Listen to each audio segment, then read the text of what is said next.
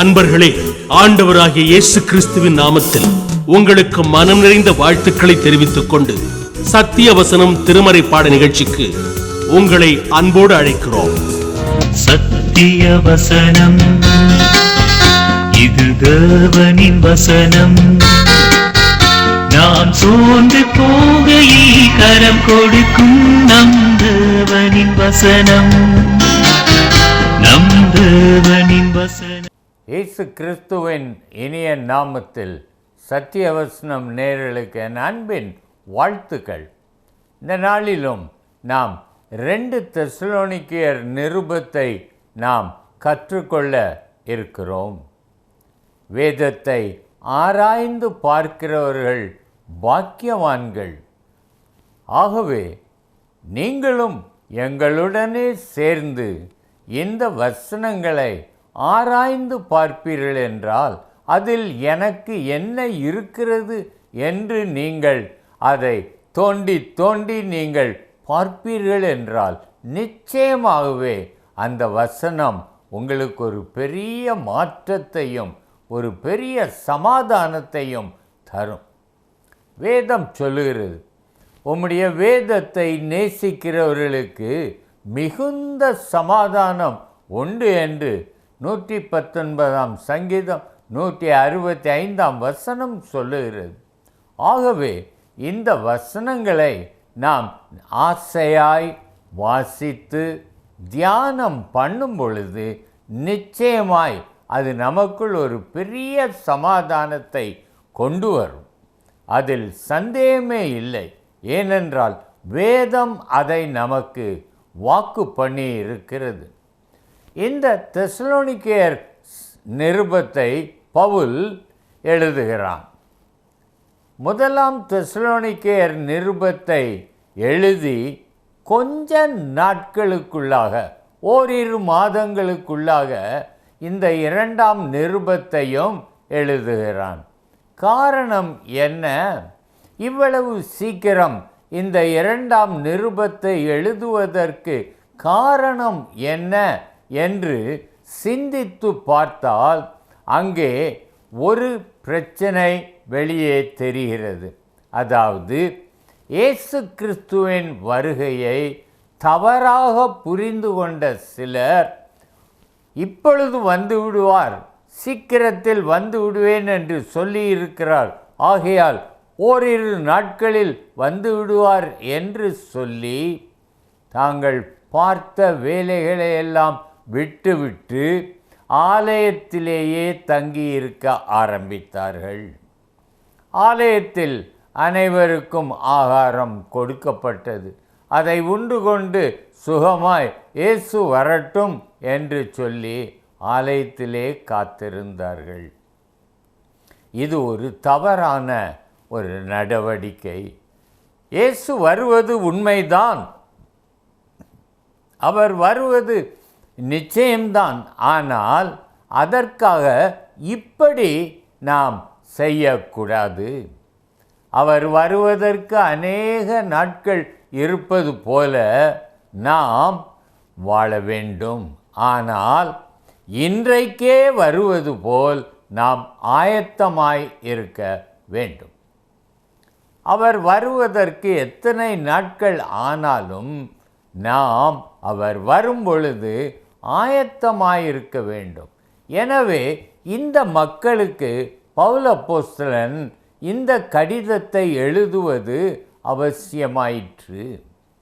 நம்ம எல்லாருக்கும் தெரியும், தெசலோனிக்கேயர் நிருபம் என்றால் அது ஒரு நம்பிக்கையின் நிருபம். என்ன நம்பிக்கை? இயேசு கிறிஸ்து அவர் வருவார். வரும்பொழுது அவர் விசுவாசிகளுக்கு பலன் அளிப்பார், அவிசுவாசிகளை தண்டிப்பார் என்கிற அந்த ஒரு விசுவாசம் எல்லாருக்கும் உண்டு. அந்த நம்பிக்கையை குறித்து இந்த தெசலோனிக்கேயர் நிருபம் சொல்லியிருக்கிறது. பாருங்கள், 1 தெசலோனிக்கேயர் நிருபத்தில் அந்த 5 அதிகாரங்களிலும் ஒவ்வொரு அதிகாரத்திலும் அந்த இயேசு கிறிஸ்துவின் வருகையை குறித்து சொல்லியிருக்கும். 10ஆம் வசனத்திலே அங்கே என்ன எழுதியிருக்கிறது என்றால், அவருடைய குமாரனாகிய இயேசு பரலோகத்திலிருந்து வருவதை நீங்கள் எதிர்பார்த்து கொண்டிருக்கிறதையும் அறிவிக்கிறார்களே. அங்கே இயேசு கிறிஸ்து வருகிறார் என்று சொல்லி இருக்கிறது. 2ஆம் அதிகாரத்திலும் அந்த 19ஆம் வசனத்திலே நம்முடைய கர்த்தராகிய இயேசு கிறிஸ்து வரும்போது அவருடைய சந்நிதானத்திலே நீங்கள் அல்லவா அப்படி இருப்பீர்கள். ஆகவே எப்பொழுதுமே அந்த மக்களையும் வருகையையும் இணைத்தே பவுல் செய்தான். அந்த 3ஆம் அதிகாரத்திலும் நீங்கள் பார்ப்பீர்கள் என்றால் 13ஆம் வசனத்தில் நம்முடைய கர்த்தராகிய இயேசு கிறிஸ்து தமது பரிசுத்தவான்கள் அனைவரோடும் வரும்போது, அந்த 3ஆம் அதிகாரத்திலும் அவருடைய வருகை இருக்கிறது. 4ஆம் அதிகாரத்திலே அவருடைய இரகசிய வருகை 16-18 வசனங்களில் சொல்லி இருக்கிறது. 5ஆம் அதிகாரத்தில் சமாதானத்தின் தேவன் தாமே உங்களை முற்றிலும் பரிசுத்தமாக்குவாராக, உங்கள் ஆவி ஆத்மா சரீரம் முழுவதும் நம்முடைய கர்த்தராகிய இயேசு கிறிஸ்து வரும்போது குற்றமற்றதாக காணப்படுவதாக. தெளிவாக 5 அதிகாரங்களிலும் இயேசு கிறிஸ்துவின் வருகையை இப்படி வேற ஒரு நிருபத்திலும் இல்லாத காரியத்தை இந்த தெசலோனிக்கேயர் நிருபத்திற்கு எழுதுவதற்கு என்ன காரணம் என்பதை நாம் தெரிந்து கொள்ள வேண்டும். 3 ஓய்வு நாட்கள் பிரசங்கம் பண்ண பின்பு இந்த திருச்சபை உருவானது. அப்போஸ்தலர் 17ஆம் அதிகாரத்தில் 4ஆம் வசனத்தை வாசிக்கிறேன், கவனியுங்கள்.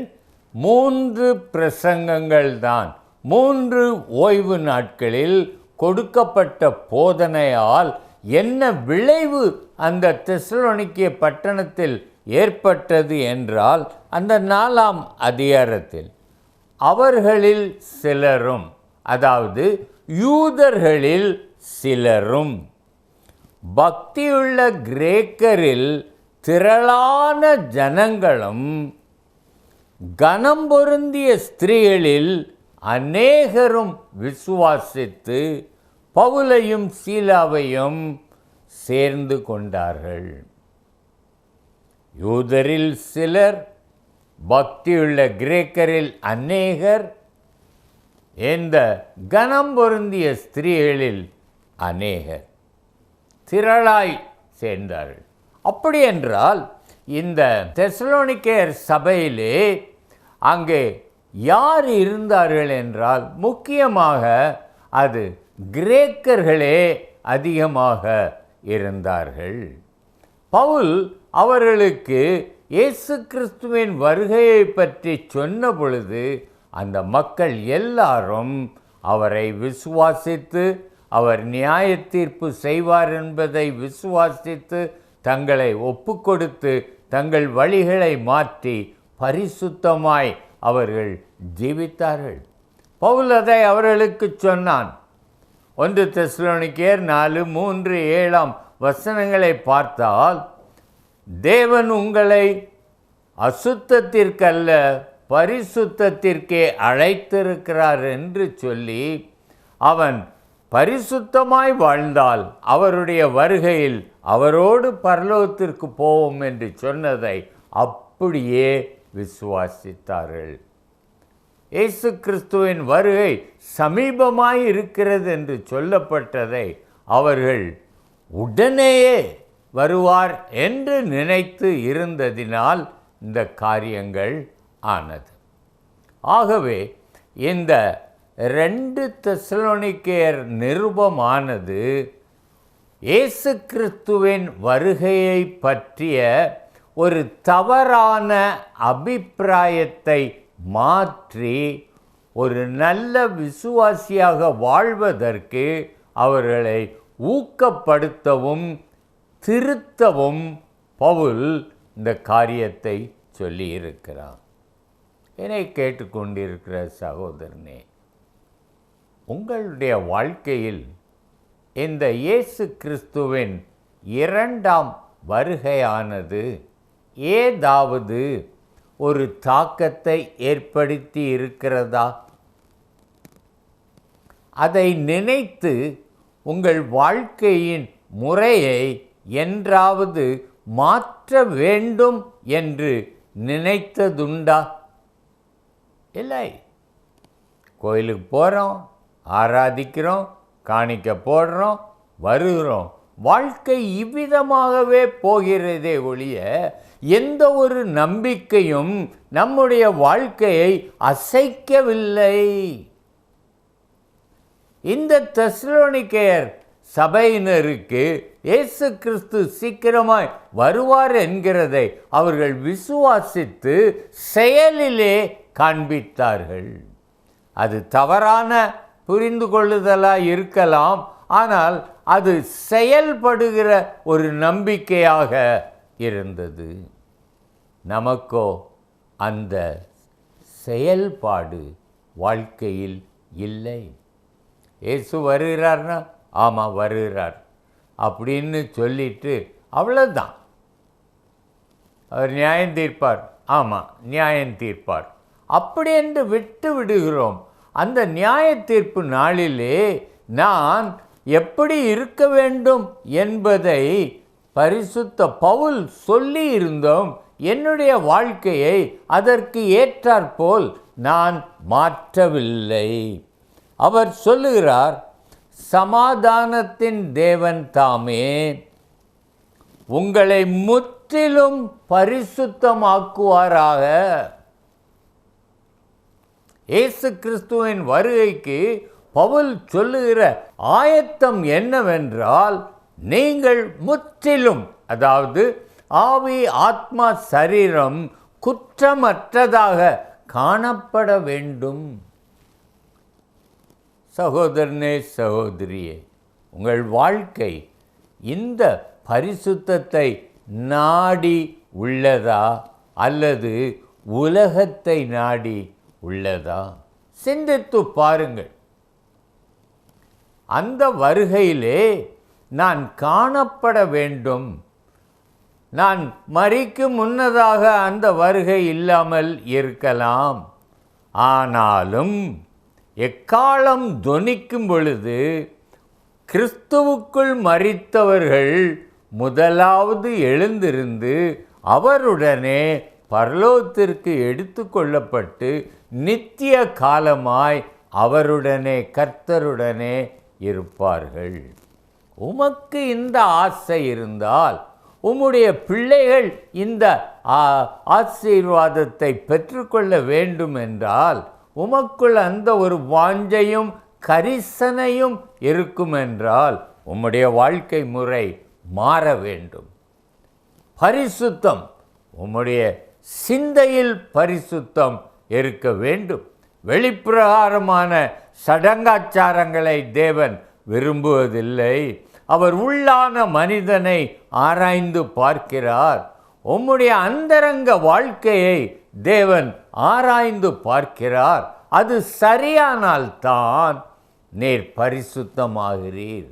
அந்த பரிசுத்தம் இருந்தால்தான் தேவனுடைய வருகையிலே நீர் பரலோகத்திற்கு போவீர்.